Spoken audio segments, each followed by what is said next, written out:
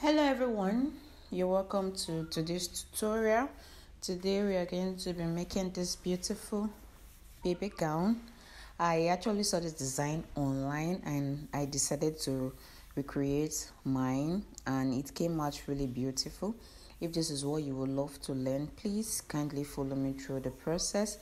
I want to say a big thank you to those who have subscribed so far. If you're new to my channel, please kindly hit the subscribe button while we're going to the tutorial fully.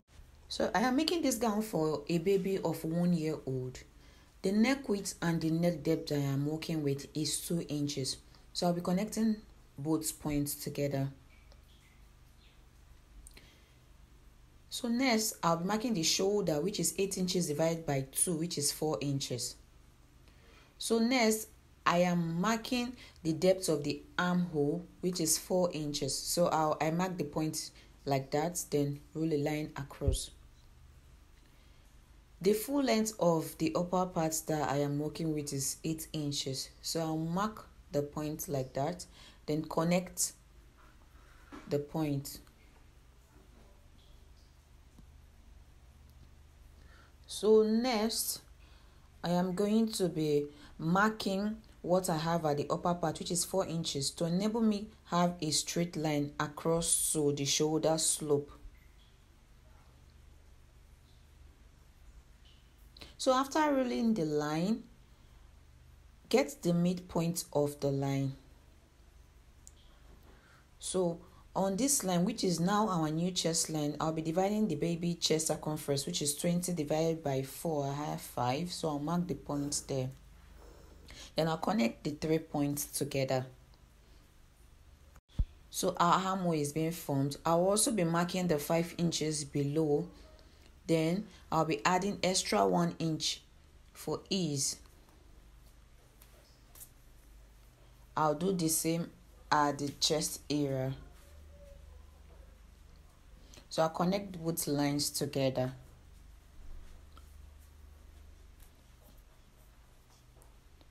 So next, remember that this gown is it's a sleeveless gown. So we are going to be altering this pattern. So from the shoulder line, mark 2 inches below. Then connect the lines. So after connecting the line, mark 3 inches from the center front. Now that point that you marked, connect it to the armhole. That has formed the new armhole.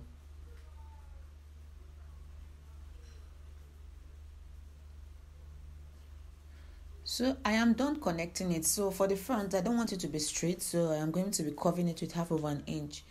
So I'll just connect it back to that point. So I am done with the drafting. I am going to be cutting it. I am done cutting it. I added half inches at the lower part for stitching allowance and also half inches at the upper part for me to be able to turn the neck. So the front and the back bodice is actually the same thing. The difference is just 1 inch for zipper. That's all. So this fabric I'm working with is actually milkado silk. The lilac color is 1 yard, while the off-white is half yard. So next we're going to be drafting the love shape in front of this gown. So I'm just using a freehand on the pattern paper. So just use a freehand and connect, do dots and form a love shape. So just follow the way I'm doing mine and get your own done as well. So it depends on, you can make it bigger, you can make it smaller. It depends on the measurements that you are actually working with.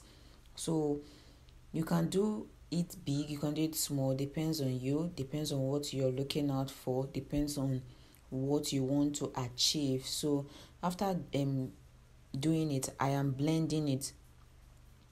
So I have cut it as you can see, then I am placing it on my fabric. I'll make sure I leave half of an inch all around. That will be my stitching allowance.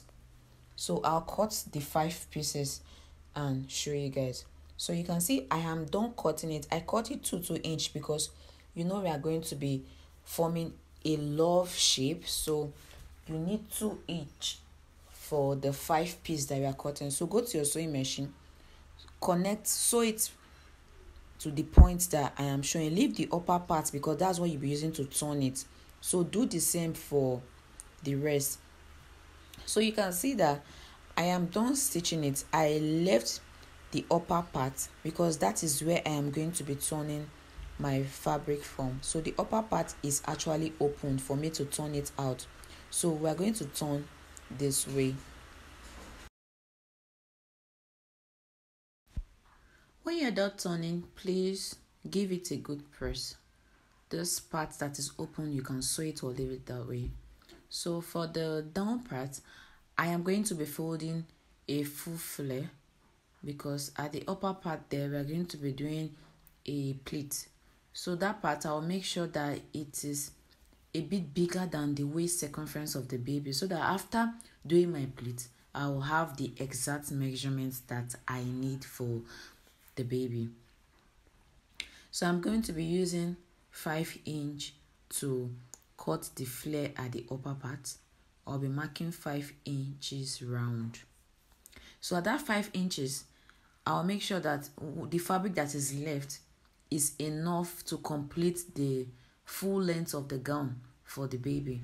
And remember that we already have 8 inches for the half bodies already. So that will give us the full length that I am working with, which is 21 inches. So I am marking the 5 inches across this way. Then I'll connect my lines together. So after connecting, I will use my tape to mark what I have to make sure that I have excess fabric at that part so that I can be able to make pleats at the upper part. So I had about 32 inches, which is enough for me. So next I am going to be marking the full length. So at that part I need about 13 inches. So I just mark what I have there all the way around. So use your chalk to just mark all the way around and cut. So I am done cutting it. I also slitted it so that I can be able to join it to the upper part. So for the upper part of this gown, I went ahead to cut my fabric. Then I did for the back as well and left half of 1 inch for zipper.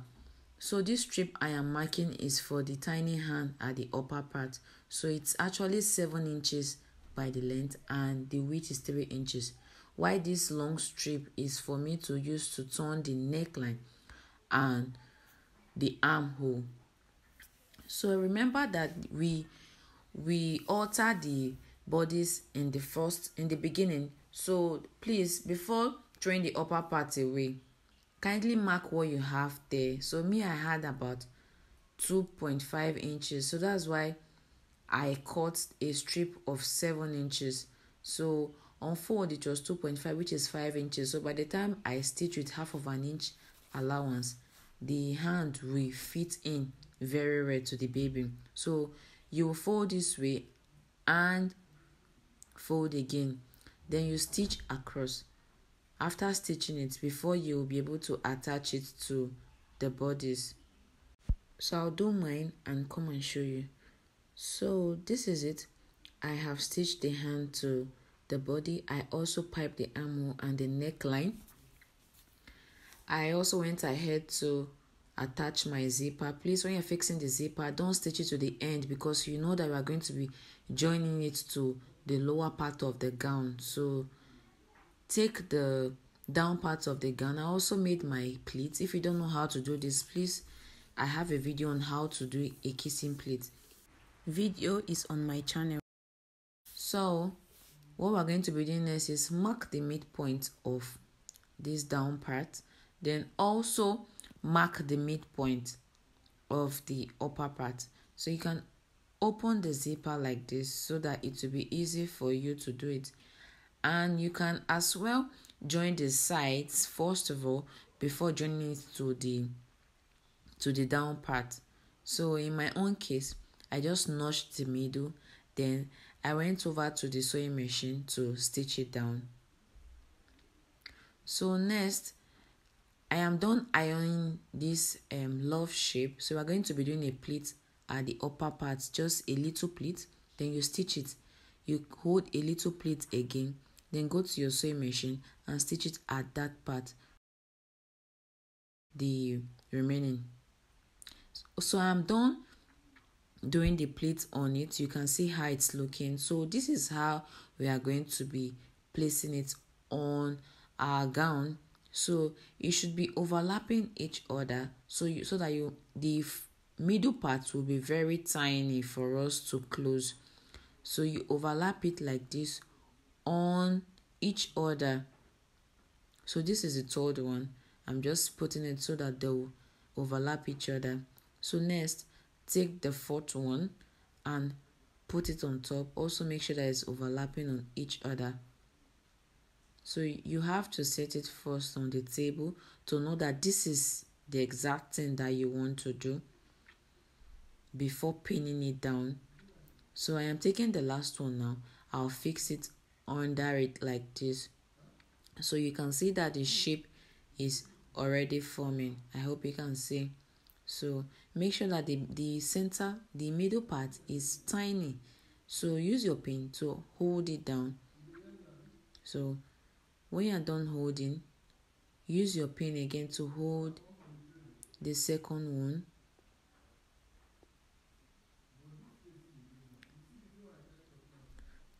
Now again, so pick the last one and use your pin as well to just overlap on each other and pin it just the way I'm doing it.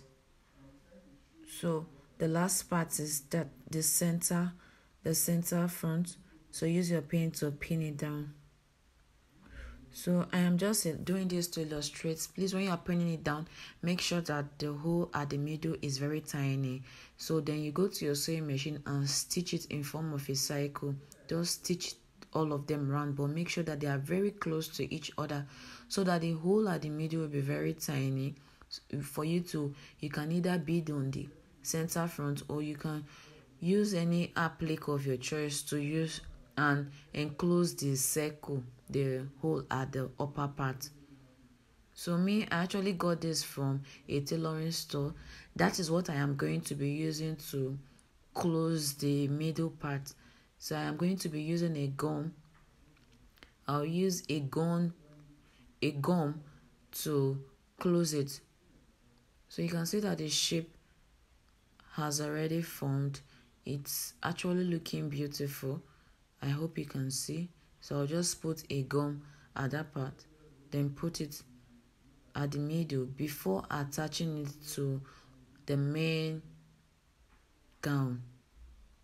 So on the gown, bring your gown this way, place it on top. Make sure that the toe front, use your pin to hold it down at that upper part at the hand. So you can either stitch on top, or you can use gum to hold the love shape down to the main fabric. You can either top stitch on it or use gum on it. So now look at how mine is looking. So this is how the gown is actually looking. So at the where it is overlapping, please use a gum to put it under, then overlap it on it, because it might be shaking when the baby wear it. So use gum or top stitch on wherever each other is overlapping so that it will stay in one place. So I am done putting gum under. So you can see I also top stitch the upper part to the hand of the dress. So it's actually looking beautiful. Thank you so much for watching. Please give this video a thumbs up.